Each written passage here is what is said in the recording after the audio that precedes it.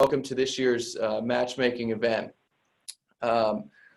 We have a packed agenda, so we want to jump right into it. And I really commend the team for all their work to pull this together today. It's not easy to adjust from an in-person meeting that is all about networking and opportunities to do matchmaking into a virtual event. But I think we've been able to adjust and make the best of it that we can. And look forward to when we're all able to come back together in the future to work together. So just a couple things about our team and our minority and women-owned business enterprise division led by Miss Pat Brown. Kudos to everyone, Pat, to you and Karen and Q and the entire team for the work that's been put in to make this happen.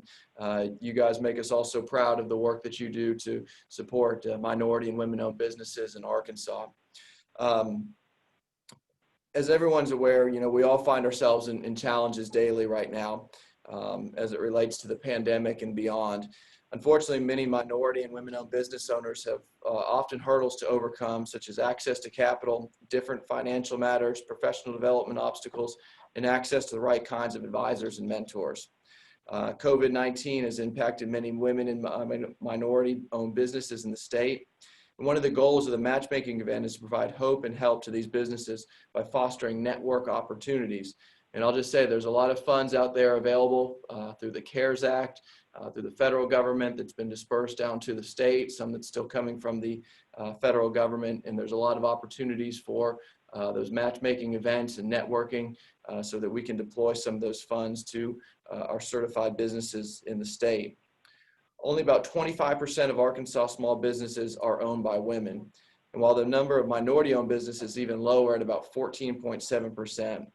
The Arkansas Economic Development Commission's Minority and Women-Owned Business Enterprise Division has programs and tools in place to help minority businesses owners navigate through murky waters. The division promotes the growth and sustainability of minority and women-owned business enterprises by providing them with real-world technical and professional assistance, certification, procurement, networking, capital, and contracting opportunities, while utilizing other partners in state and federal government, higher education, lending institutions, and the private sector. And I'll just say, from a personal thank you to all those who participated in the Ready for Business grant program. This was designed to assist businesses in Arkansas as they look to safely and reopen or transform their business to meet health department and CDC guidelines to be ready for business as we try to return to normal. We wanted to make sure that business owners were able to instill in their employees and their customers a sense of confidence that welcomed their employees and their customers back. So we wanted to provide funds that would allow them to take into account the social distancing requirements, mask wearing, PPE, all the things that were going to be important to opening or reopening in some cases, whether that be marketing and advertising and everything that goes along with it. So through the CARES Act, we were able to provide $130 million to businesses across the state of Arkansas. And our goal was to really target and help those small businesses. And I think we were able to achieve that with 94% of the recipients being businesses under 50 employees or fewer. 25.2% of our applicants came from minority-owned businesses, and 33% of our applicants came from women-owned businesses.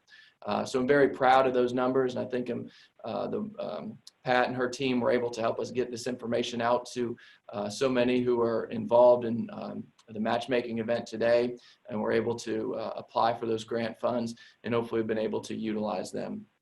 Again, we have a lot of work to do, but we're on the right path, and really thank each and every one of you for what you've been able to do for that.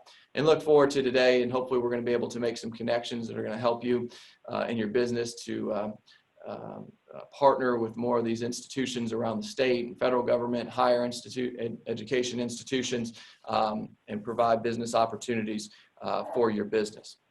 And so with that, it's my distinct pleasure now to introduce our guest speaker who has joined us this morning all the way from Detroit, Michigan, by way of Camden, Arkansas, and I'll let him tell you a little bit more about his journey, but he is an Arkansan. Once you're born in Arkansas and you have roots here, you're always an Arkansan, even if the last few decades have been spent outside of the state. But let me just go through his bio for you real quick. It is very impressive, and I want everyone to know who's joining us this morning and what you're about to, the treat that you're about to be in for. So for the past 30 years, James F. Thrower, known as Jim, has served as the president and CEO of Jamjomar, Inc., the operating company for several McDonald's restaurants in Detroit, Michigan, New Orleans, Louisiana, and the respective surrounding metropolitan areas. His entire life has been about serving others, taking notes from his father, a former mechanic and gas station owner, and his mother, a snack shop owner. At an early age, he understood the value of entrepreneurship and the importance of giving back to his community. Before Jim became a McDonald's franchisee, he held many different roles. In the 1970s, he played professional football as a defensive back for the Detroit Lions and the Philadelphia Eagles. He served as a loan executive and the executive liaison to the board chairman of the NAACP in New York City, and then director of community affairs at Stroh's Brewery. And finally, as regional manager of public issues and planning at Michigan Consolidated Gas Company. In 1989, Jim and his wife Marla were blessed to open their first McDonald's restaurant at the corner of Mack and I-75 Freeway in Detroit, Michigan. Since becoming a McDonald's owner 30 years ago, he has left an incredible mark on both the local and McDonald's community. He's extremely proud that all 4 of his children are McDonald's owner-operators. He has taught them the importance of treating everyone with respect and living a humble and appreciative life. Jim is actively involved in his community and supports numerous charities such as the Ronald McDonald House Charities, United Negro College Fund, and the Horatio Williams Foundation, to name a few. He is a Golden Heritage member of the NAACP and previously served as both chair and co-chair of the NAACP Freedom Fund Dinner. In October 2010, he was introduced into the College Hall of Fame for excellence in track and field, basketball, and football. He was also the recipient of the most prestigious award for McDonald's franchisees, the Ronald Award. In 2019, Jim was named the National Urban League's Distinguished Warrior Honoree and the EMG Foundation Man of the Year. In prior years, he was presented with the Business of the Year Award by the Michigan Chronicle newspaper at its annual Legacy in Motion Newsmakers Gala. He was also awarded the Michigan Chronicle's Men of Excellence Award and the Brown Bomber Jacket Award, an award that commemorates Joe Lewis's knockout of Max Schmeling and celebrates individuals who have made a positive impact on the life of young people in the community. Jim has been a member of Oak Grove African Methodist Episcopal Church for over 30 years and currently serves as a steward. He is also a member of Omega Psi Phi fraternity. His formula for success in life is simple: give God the glory, and he will bless you with ultimate support system, family. Mr. Thrower, it's a pleasure to introduce you today. Thank you for spending some time with us this morning. Congratulations to you and all of your success. And we're glad to see someone from Camden, Arkansas, who has made it such a big on a national and international stage. And we appreciate you giving some of your time back to us to hear a little bit more about your story. Mr. Thrower, I'll turn it over to you. Oh, Mike, thank you very much. Mr. Mike Preston, each and every one of you that are listening and on this virtual session today.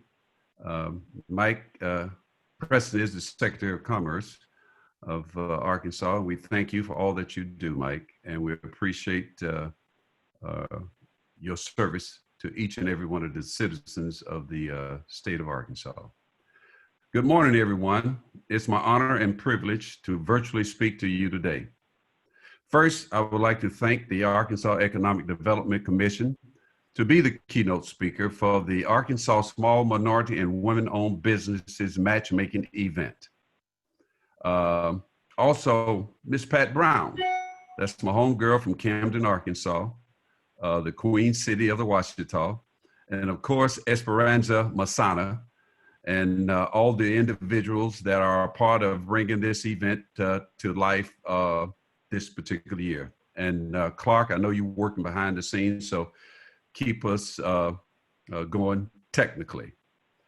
Yes, 2020 has been a very interesting year, but before we talk about 2020, it is my understanding that you may want to hear a little bit about my story. As a country boy from Arkansas who played basketball well enough to be recruited by a few universities, I had no idea of the history being made at East Texas. Since my mother wanted me to go to an integrated school, we chose East Texas State University. All of you have certainly read about the racial climate in America and Deep South nearly 50 years ago. It was no different in East Texas. There were only 2 blacks on the basketball team. Fred Williams, my roommate out of Long Island, New York, and Jim Thrower from, of course, Camden, Arkansas. On our first basketball trip, we traveled a couple of hours away from East Texas in the little white 1964 Ford station wagons to Huntsville, Texas. Now, Huntsville, Texas is where Sam Houston State University is, and is also where the state penitentiary of the state of Texas is located. But once we arrived there, we went to a local restaurant to have lunch. We did not immediately notice that many of the patrons walked out when we walked in. But as soon as the team sat down, our coaches told us that we had to leave. And one of my teammates asked, well, why do we have to leave, coach? And coach said the restaurant did not serve Negroes. As the team walked out, our teammate said, if Jim and Fred can't eat here, then none of us will. Before we climbed back into the station wagons, the coaches told us that they would never allow any of us to be embarrassed like this again. From that point on, the coaches always went into every restaurant or hotel or motel or any building of public, and we entered into to make sure that all were welcome. Ironically, that experience in Huntsville was my very first experience at a restaurant, as I had always ate at home prior to that time. That experience may have been the heart of why we now own 30 McDonald's restaurants in the state of Michigan and the state of Louisiana. And our motto is humble and appreciative for every customer that we serve. But we'll talk about that more a little later. Anyway, I went to college on a basketball scholarship, but I became very interested in football by accident. Even though I played football in high school, it was the basketball that opened the doors for the universities for me to get a scholarship. But there was a rainy day at East Texas, and the football team was forced to run drills in the field house. The field house is a large barn where there are 5 or 6 basketball courts and tennis courts and all the recreation things that you need in a large facility. But anyway, the basketball team and we was watching from the sidelines, and I was watching the wide receivers run route. And when I decided to have a little fun, I jumped into the wide receivers line. I ran a route, caught the pass, and catching the pass, I was showing out. So I caught the pass, and I went on down and dumped the football in the basketball hoop. Everybody got a laugh out of that. So the wide receiver coach walked over and tapped me on the shoulder. He said, well, Jim, maybe in the spring, I might come out for football. Maybe you get a chance to start in football and you won't have to ride the bench in football. I said, all right, you don't have to rub it in. But anyway, that was what I did. And that next year I started playing football, and I did get myself as a starting position, but it wasn't wide receiver. I was a defensive back. So I came to East Texas on a basketball scholarship to get an education. I had no idea that I would play football or even consider playing it professionally. I ultimately wanted to be a teacher and perhaps a professor or a principal of a school one day. However, once I got bit by the football bug, I could not shake it from my system. My road to the NFL was not easy. I was not drafted in the NFL. I was signed as a free agent. And free agency is the hardest way to make a team. You have to work harder than anyone else. I flew to Philadelphia, and once I got to Philly, we took a shuttle to Penn Station. Penn Station is where all the trains leave from in Philadelphia, going to the various cities throughout the state of Pennsylvania. The train took me through hills and open country and gave me a time to reflect. I decided then that I did not come all this way to fail. I made a promise to myself, and I would give it my all. I would not let anyone outwork me. the steady rocking of the train on my way there calmed me and steadied my spirit for what lied ahead for me. Now, there was a drill that we had and during the football camp. And during this football camp, what I did was I had an opportunity to be a defensive back, and there was about 15 to 17 of us, and it was a half speed drill. And as I recall, if you know a linebacker, not a linebacker, but you know a lineman is normally anywhere from 235 to 265 and even a little larger than that. And they was practicing on this half speed drill.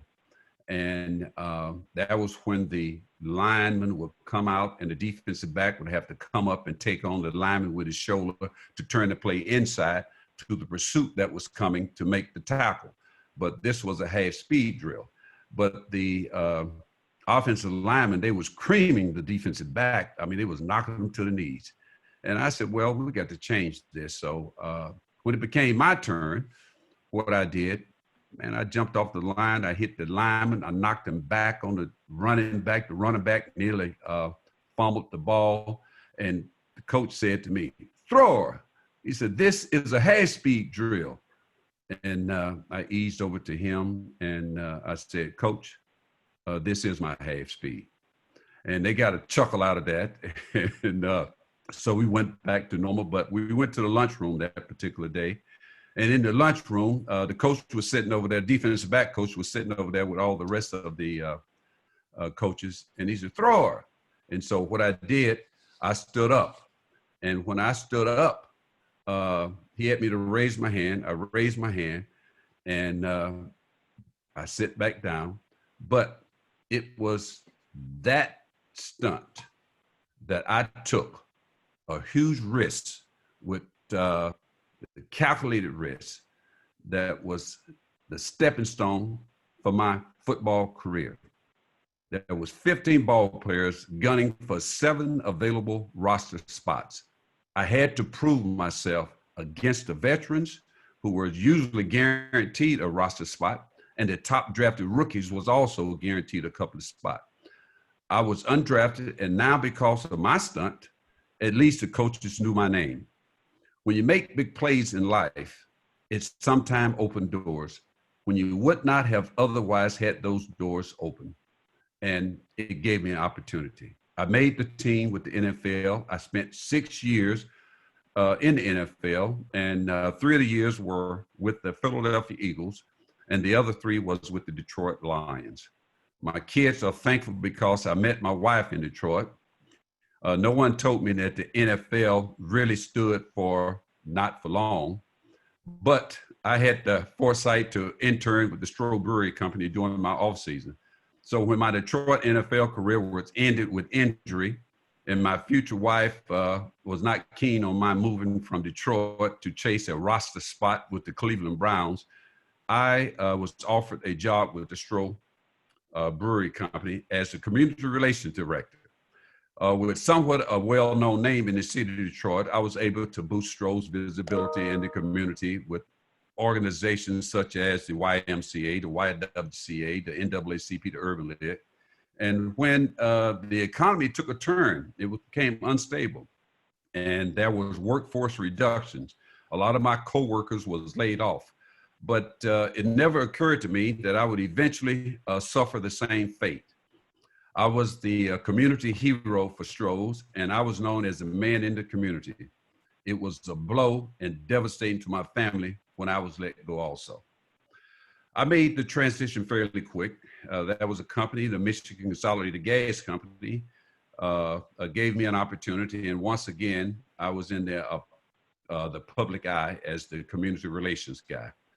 I was still a little, I would say, raw from the Stroh experience that I had, and I was wary of riding the corporate wave again. This job was solid, but for how long, I did not know. But I went on and did what I had to do anyway.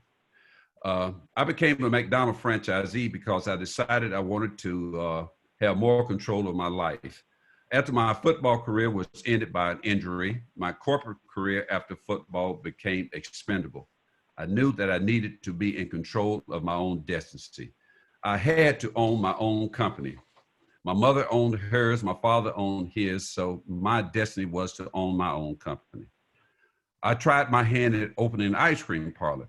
That did not work, and it was a seasonal business. And in the Midwest, as you know, as in Detroit, now it's 45 degrees here. I know in Arkansas, you might be in the 70s or the 80s. But I knew that that was a mistake. And it was in that moment, I remembered when you get knocked down, you get up, you look up, and you never give up. You look up, you get up, and you never give up. Many times, people fail to see the blessing that comes from failure. We have to treat each failure as an opportunity and recognize that at one door closes, another one opens. Still wanting to become a successful business owner, I was introduced to the McDonald franchise business by Dr. Bill Picard. Dr. Bill Picard was a local McDonald's owner-operator, and I met him during my failed stint with the ice cream parlor. I knew that being a business owner would allow me to be the person that turned the lights off, and no one else would have the opportunity to turn the lights out on me. I worked in corporate America by day. I worked with Michigan, and at night, I was trained for my McDonald's job that would be for the future. Eventually, I left Michigan and opened my first McDonald's restaurant in Detroit, Michigan in 1989. After nearly 31 years in the business, my entire family has ketchup in their veins now. My wife and all four of my children and one of my son-in-laws are McDonald's owner-operators now. We have restaurants in New Orleans, Louisiana, and throughout the metropolitan Detroit area. As a family, we kept in mind an old African proverb. If you want to run fast, you run alone. If you want to run far, you run together. I realized on the train ride to Reading, Pennsylvania, that I wanted to run far. The McDonald's road was not easy. It took us 30 years to acquire 30 restaurants, and there were many years that our growth was stagnant and seemingly backwards. Shortly after the purchase of our first restaurant, located on Mack and I-75, we call it our mothership. It was going so well that Marla and I were so excited about the possibility of opening a second location. However, our excitement blinded us to things that should have awakened us right away. The second restaurant was not ideally located in a traffic-strong area. The neighborhood was not necessarily diverse, and our customers spent less money. Even more devastating was the fact that the government had recently cut off a government assistance program crucial to the resident of that particular area. It was a hard lesson. The restaurant closed about a year and a half later, but we learned a most valuable lesson. First, we knew that in the future, we would not jump at any restaurant offered to us. We would do our due diligence. One, what is the trading area of that restaurant?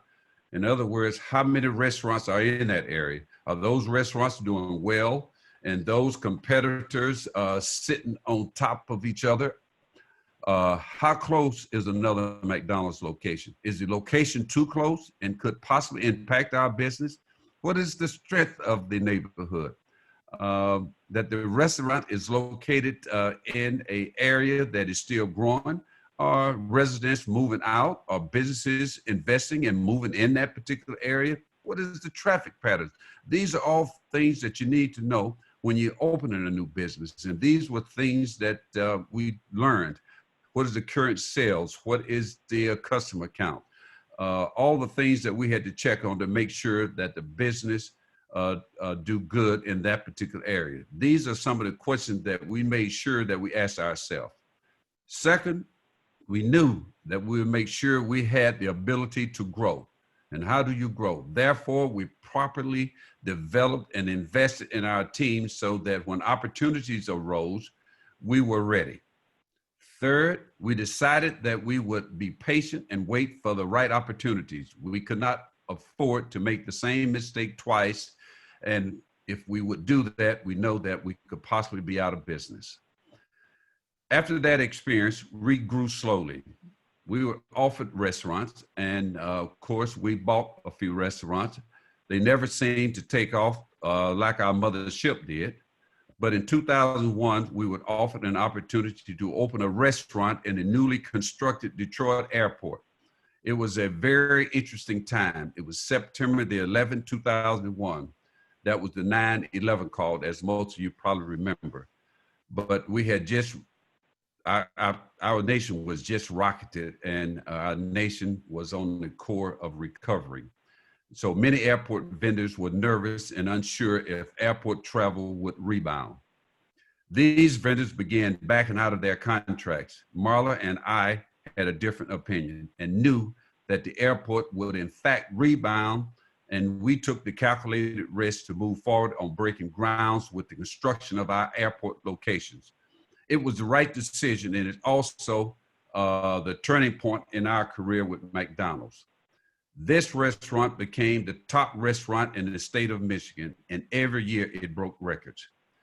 Then 6 years later, the Detroit Airport Authority built a second airport in another terminal, and that restaurant did very well also. Matter of fact, that restaurant became number 3 restaurant in the state of Michigan. It felt good to finally see the fruits of our labor. With the addition of airport restaurants, we now had a portfolio mix that included 7 restaurants. We had 4 standalone traditional restaurants in urban and suburban locations, and an Oil Alliance, that's a McDonald's attached to a gas station, and there was our 2 airport restaurants. Each of these restaurants had different financial challenges that we did not initially anticipate. It was a new experience. At least one of our urban locations was located in a high crime area, and a plexiglass front counter was necessary. Another urban location required that we hire an off-duty officer to assist the rowdy high schoolers during the weekdays when they got out of school. In addition, of course, there was higher insurance prices, higher taxes. We had to have a brink truck to carry our deposits to the bank. Those were the type of things that we learned when we were opening different restaurants. In order to staff the airport location, we also had to provide transportation for our staff from the city to the airport. So we did not have a bus system that ran from Detroit to the airport at that particular time. We also had to pay for parking and pay higher wages and security badging fees for the airport authority for each of our employees. I bring this to light because more restaurants meant more challenges, excuse me. And each of the items above impacted our bottom line and forced us to become leaner with respect to our P&L controls. By this time, nearly all of our children were in the business and were looking to become owner-operators themselves. They all grew up in the business, and we made sure that they learned from all of the mistakes that we made. We taught them the value of treating people, our staff and customers, with respect. You treat people with respect, you get respect.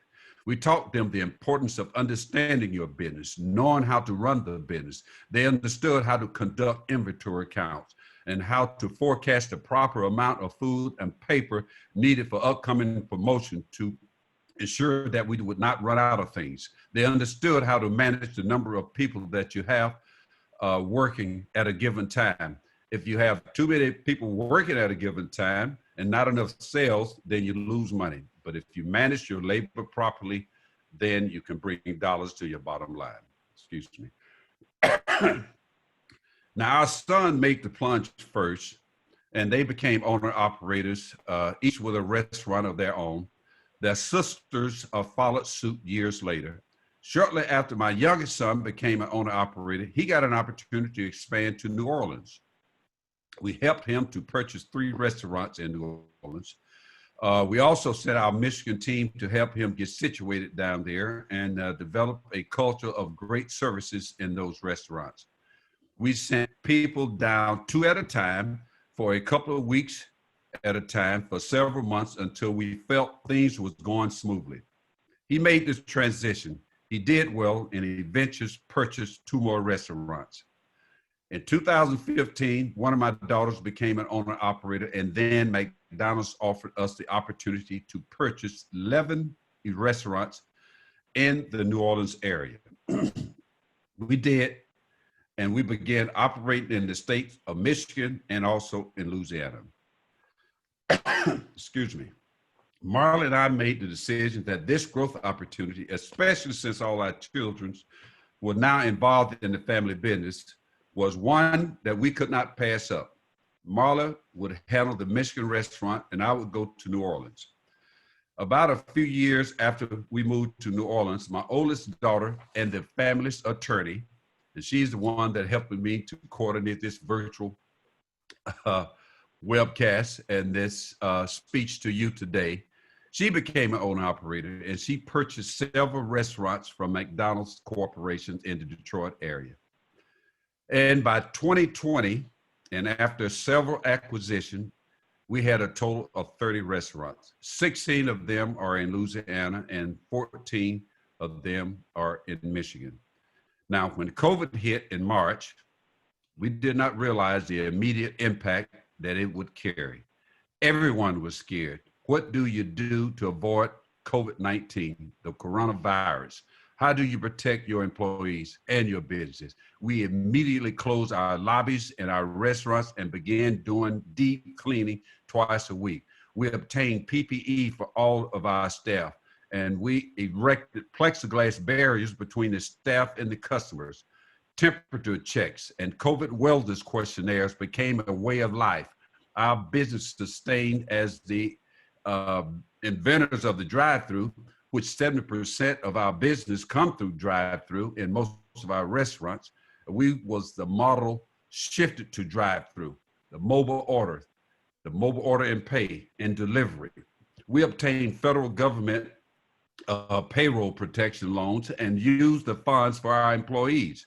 We provided them with hero pay, and over 8 weeks when COVID was at its peak, we made sure that we took care of our employees. Every day, I'm thankful to the Lord for his blessing. I'm thankful for the health of my employees, my family, and most certainly my business. We are not quite out of the woods yet, and we are operating our business a day at a time.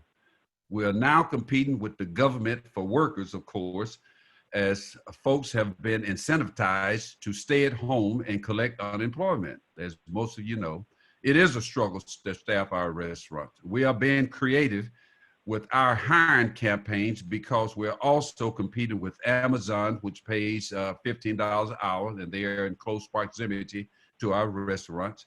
And we cannot afford to pay that amount at this particular time to our crew and our first come staffers. It's not easy, and we have a lot of people depending on us to make the right decision.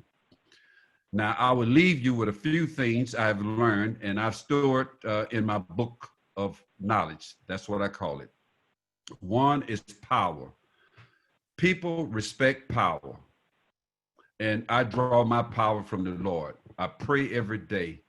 I know the one that reached from somewhere to nowhere, brought something from nowhere to somewhere, hung it on nothing, and said, let there be a light. And there has not been a GE electrician or an engineer to change that light bulb to this day. Let the church say amen now. But anyway, I believe in power, and the Lord does have the power. Now, knowledge is a key word too. People know that knowledge. When you have knowledge, people pay for knowledge, and you have to surround yourself with knowledge. That makes the difference. Money, you have to accumulate it to make wealth and put yourself in a position to act on investment opportunities. Do not let your success allow you to overspend. As my minister said once, they said, Jim, you shouldn't buy what you don't need to impress those that you don't like with money that you don't have. So don't buy what you don't need to impress those that you don't like with money that you don't have. You have to have patience. It takes time and dedication to be successful. And to be successful, nothing happens overnight. Control. You have to control. You have to exercise control in all that you do. Excess can always lead to poor decisions. You have to listen, and you listen, you learn. If you learn to listen, my grandmother say, you have to be just like a cornfield, all ears. You know what you know what somebody else know, and so therefore you know twice more than anybody else. So she said, son, listen. You learn to listen. I learned to listen early in life. Now, experience is the best teacher. It's no doubt about that. You learn from the past and you use these lessons to grow the future. That's very important. And you must work hard. You work hard. And this is what I tell many individuals that I talk to and many of my business comrades. I say, you strive hard to be superior, for if you fail, it would be mere excellence. Thank you so very much for giving me an opportunity to speak to you today. Ms. Pat Brown, thank you for this opportunity. I appreciate you for reaching out all the way to Detroit, New Orleans, and telling me to come on and be a part of this celebration with you and your colleagues today. Thank you so very much. And I turn it back over to you, Pat, and also to Esperanza. Thank you, Mr. Thrower, for such inspiring words and for sharing some of your story. In particular, personally, I loved what you said, and I'm going to write it as a quote: look up, get up, and never give up. Thank you so much. And I speak on behalf of all of our participants that are joining this morning, that I'm sure they have benefited from your words and your wisdom, and they're going to apply it to their respective businesses and lives. Before we jump to the Q&A portion of the event, I want to take a minute to thank our sponsors that have made this event possible. And that is the Greater Little Rock Chamber of Commerce, the Electric Cooperatives of Arkansas, Arkansas Capital, and the Arkansas Procurement Technical Assistance Center, PTAC. Iberia Bank as well is one of our sponsors, so we are very appreciative of their contribution and their help in making this happen. And now I want to open the floor for questions. If anybody has any question, please feel free to type it on the chat box that you see below on the right hand of your screen. And we will read them and ask questions for Mr. Thrower. And we have a question here inside our meeting room because we have some people here too. The question says, Mr. Thrower, what is the key to a successful McDonald's franchise? I would think that the key to a McDonald's successful franchise is the fact that it's hard work. You have to make sure that you're committed to give 12 to 15 hours a day to begin your business. You have to be dedicated.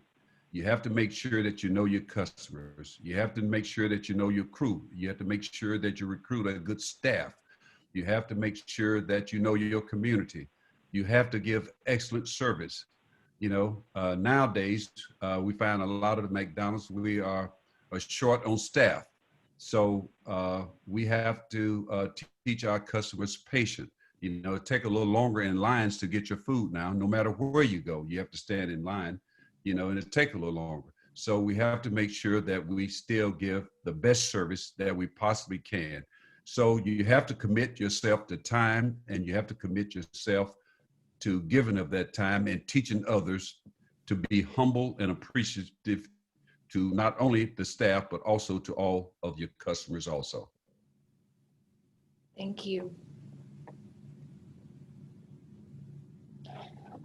I think so much of what you shared to apply, you know, I also like what you said about power, knowledge, money, patience, listen, experience, work hard.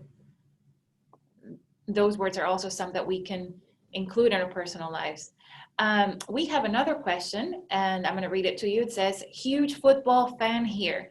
Did you happen to play with, and I may not be saying it correctly, Herm or Edwards in Philadelphia? Matter of fact, Herm came a little bit after me in Philadelphia. They had traded me to Detroit, and Herm Edwards was a great football player. He was a great coach also, and he's still a great coach. And I didn't get a chance to play with Herm, but I most certainly respect him and all that he has accomplished in life. So yes, I knew Herm Edwards. Yes, I did. Mm-hmm. Fantastic. Thank you. Thank you so much. We have another question, and it says, how instrumental was your state's economic development agency in providing funding for your success? I had an opportunity to start off working with the Stroh Brewery Company in Michigan. And what I did, I had an opportunity at an early age to enter into a program that McDonald's had. And it was a program that gave minorities an opportunity to come in and put down a small amount in order that they could get a franchise. And so that was the program that McDonald's had at that time to gave me an opportunity to get a door open for me in the McDonald business. And once I got that door open, it worked in a positive way. But I know our state does have opportunities that they allow to minorities in order that they can get the first step into business. And I do not know the name of the programs right offhand, but I'm sure that we have various ones that do the same thing that your Commerce Department do there in the state of Michigan. Fair Share Program is what we call it here in the state of Michigan.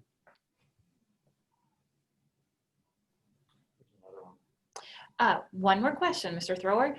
Sure. Do you have any books, of course the Bible, that helped you be the awesome leader you are? Great question. Yes, I have several books, and my daughter told me to make sure that I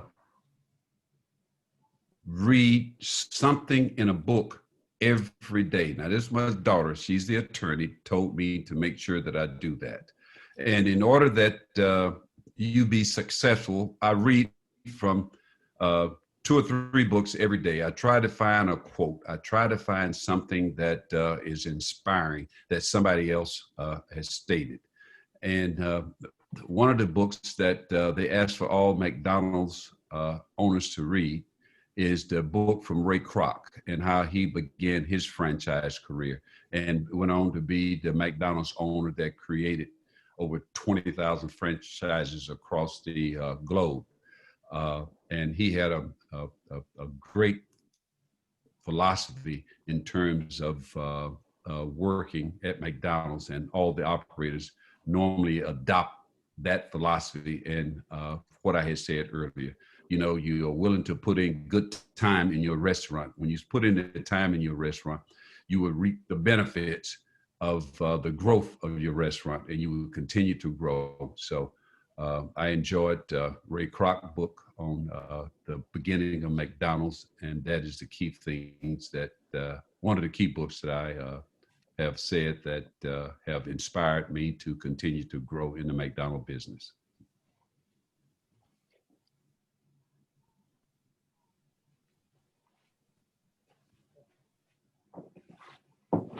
Well, if we don't have any more questions, I am going to open the floor for Ms. Pat to share a few words with us.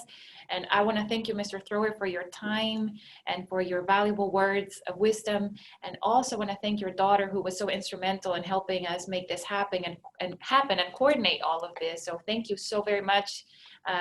What an inspiration and a great man you are. God bless you. Thank you.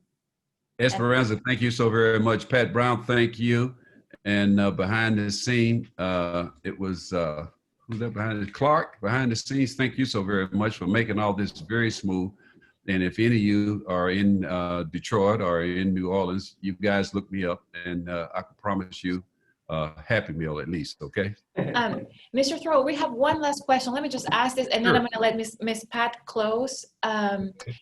What additional advice would you give to other people of color, either running a restaurant or aspiring to start one? Also, what would you say are the pros and cons versus franchising and starting from scratch? I would say that the pros and cons is you have to start with a very positive attitude. And like one of the things that I've always said, you know, if you strive hard to be superior, if you fail, it'll be a mere excellence. So if you put the time in on anything that you do, it will pay off for you. So it's staying focused. You know, everything doesn't happen overnight. You have to learn how to discipline yourself and tell yourself this is going to work. You have to believe in yourself. Then you have to work hard at it. There will be times that you will fail, but you have to do it as I had said earlier on. If you're knocked down, look up, get up, and never give up. So you got to have that inspiration from the inside. So if you do that, then you can't help but to be successful in anything you do. So you have to strive hard at it and dedicate the time to it. And in the long run, it will benefit you. It will bring dollars to the bottom line. Hmm? The first part of that question. Oh, okay. I'm being prompted to ask you the first part of the question, which was, you know, what additional advice would you give to other people of color, either running a restaurant or aspiring to start one? Well, I would just say, first of all, when you begin to run a restaurant or you begin to run any type of business, you got to put your all into it. I mean, you got to dedicate the time. I mean, do your background study. Make sure that you are turning over every leaf, making sure that you do the resource check on everything that can help you to be successful in that business. You have to stay focused. And it's not that you can keep a lot of balls in the air at the same time. Just stay focused on what you're doing and be the best at what you be in doing what you do. So in the restaurant business, you have to work hard in the restaurant business. You know, people come in your store, they want their food hot, they want it tasting good, they want it smelling good. They want to make sure that they are being serviced in a clean restaurant. They want to make sure, you know, at this point that you got gloves on, that you have masks on, that you have all the things for safe precaution in running a good store, because you're concerned with their health as well as you're concerned with the health of your employees. So you just staying focused and doing all the 1, 2, 3 step processes that you should in terms of having a good restaurant. And of course, you have to have good food. And if you have good and tasty food, people will return.